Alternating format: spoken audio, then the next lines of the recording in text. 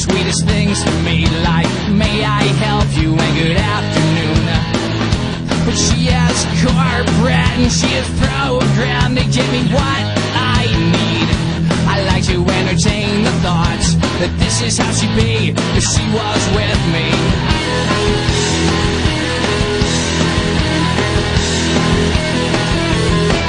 I'm in love with a girl in the Rolling Stone. I read her interview and she sounds perfect if it's all the truth.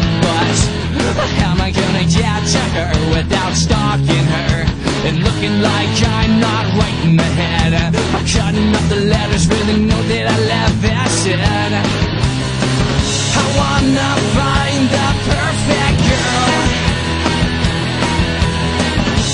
one who lives up to my standards.